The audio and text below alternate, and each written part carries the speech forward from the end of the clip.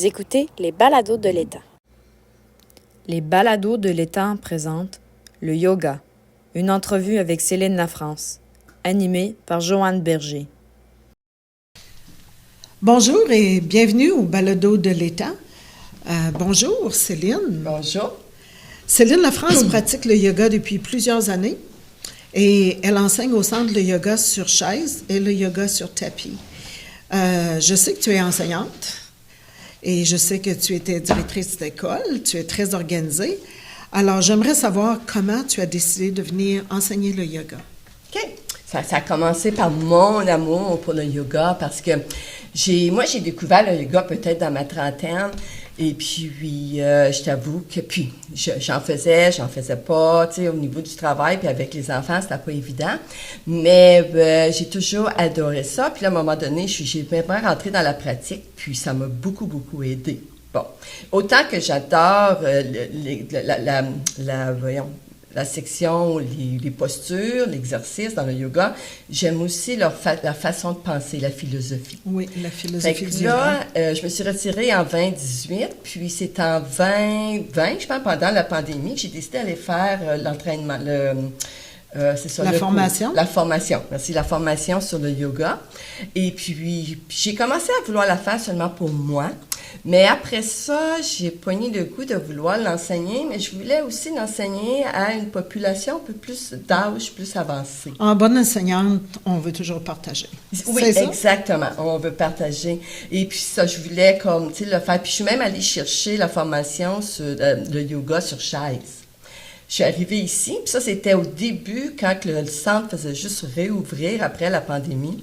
Puis je l'ai offert, justement, là, c'est que je pouvais donner des cours, fait qu'ils ont accepté. Fait qu'en 2021, je crois, oui, on a commencé à faire... À ce moment-là, je faisais une classe de yoga sur tapis, puis une classe de yoga sur chaise au cours de la semaine.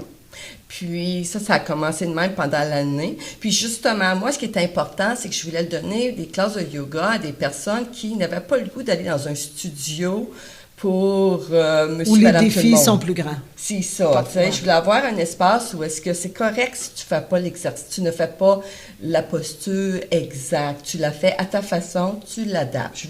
Au fond, ce que je voulais faire, c'est un yoga adapté. Oui. Fait que là, chaise et puis c'est ça, tapis, oui, à ce moment-là. Tu nous as parlé de ce que ça t'apporte personnellement, mais tu nous as parlé aussi durant les cours de différentes techniques. J'aimerais t'entendre un peu là-dessus, comme le tai chi. Oui. Parfois, tu nous présentes des techniques qui ne sont pas directement dans les cours de yoga, mais qui s'apparentent. C'est ça. Est-ce que tu peux nous expliquer un peu ces techniques? Parfait. Ce qui arrive, c'est que c'est différentes philosophies, mais en même temps, ça se rejoint. Hein? C'est toutes des techniques qui se rejoignent parce que... Puis les autres techniques que moi, je pourrais, mettons, te parler, c'est le tai chi, que c'est un mouvement, OK? C'est une série, c'est une séquence de mouvements. Puis tu as aussi le qigong. Qigong, où est-ce que c'est encore l'énergie, tu es en mouvement, puis tu déplaces ton énergie, ton chi, tu sais, l'énergie vitale. C'est très intéressant, mais comment est-ce que ça se fait en groupe et est-ce que c'est mieux de le faire en groupe? OK, tu parles du yoga? Je parle des deux. OK, parfait. Parce qu'au fond, moi, ce que je fais, c'est que des fois, je m'amuse à rentrer une petite technique de qigong dans mon cours de yoga ou le tai chi, etc. Mais en gros, par exemple, c'est vraiment le yoga.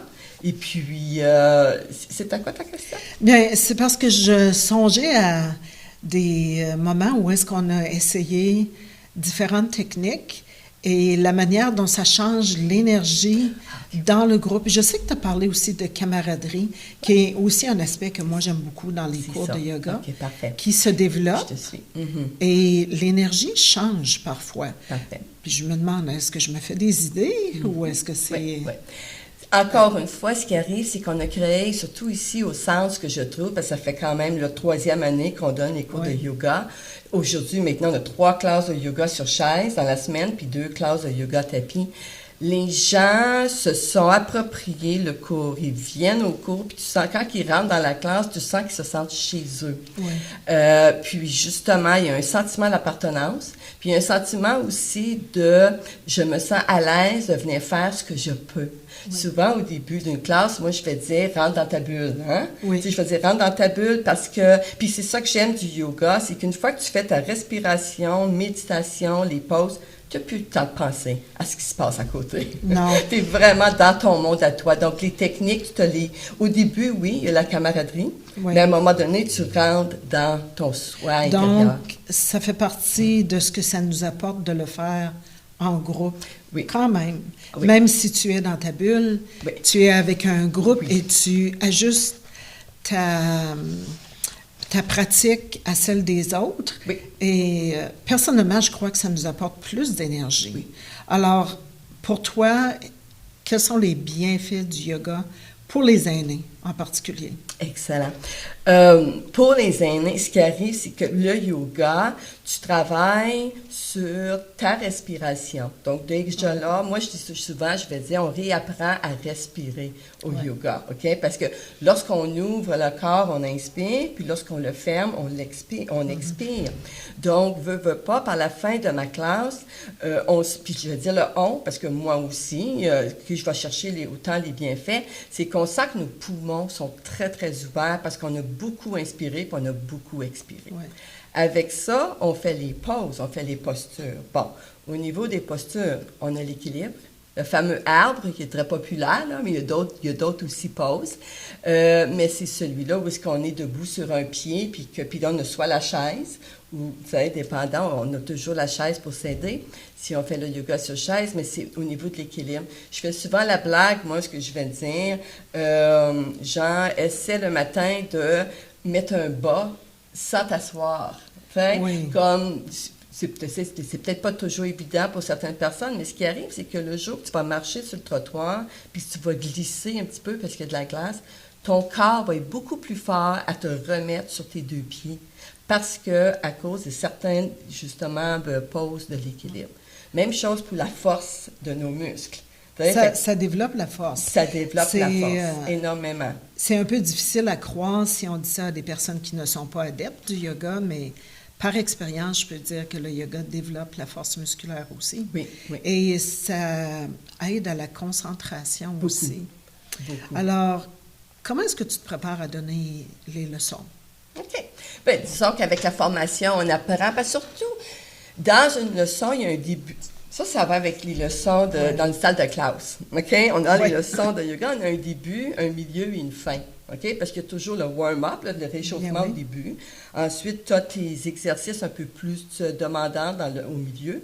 Puis à la fin, ce qu'on appelle le savasana, qui est la pause, des fois, préférée des gens, parce que c'est au repos. T'sais. Mais après 1 heure, disons qu'on en a besoin. On en veut, c'est ça. Tu sais, tu as la visualisation, tu as la méditation, tu as la musique. Hein? Comme tu disais tantôt, le faire en groupe fait qu'on met tout ça ensemble, puis je trouve que c'est une belle recette. Là, oui.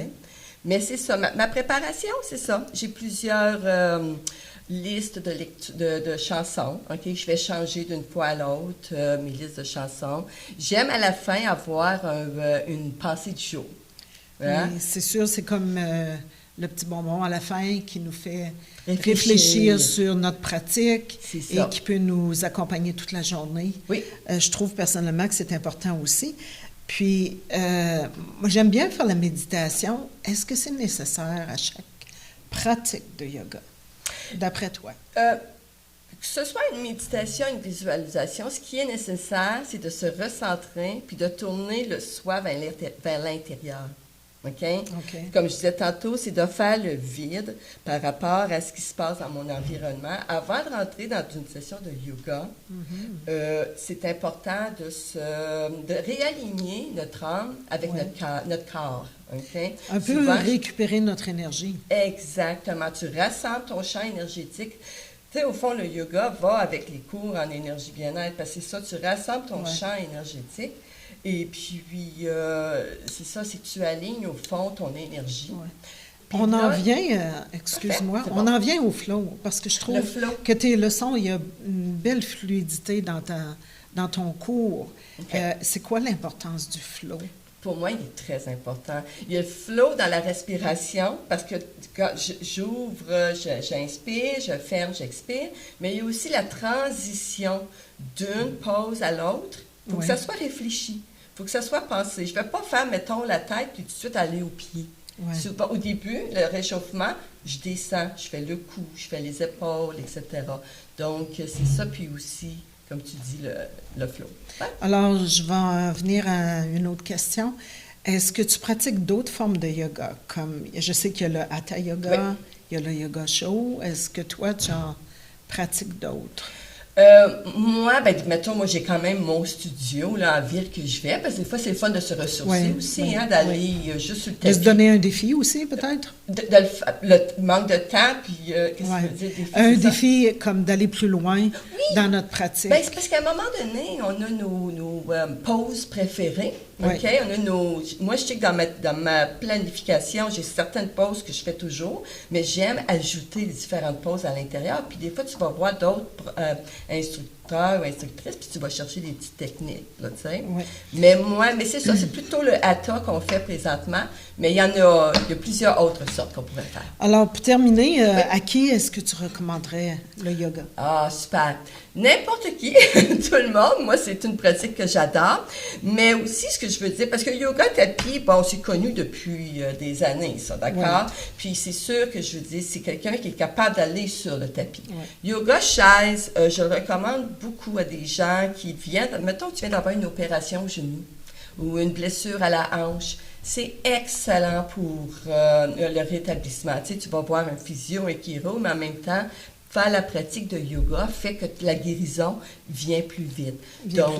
Et la guérison est meilleure. Oui, meilleure, oui. Alors, je te remercie d'avoir partagé avec nous toutes tes connaissances sur le yoga et le bien-être. Oui, excellent. Merci à l'équipe des bénévoles des balados de l'État et au Centre Charles-Émile Claude.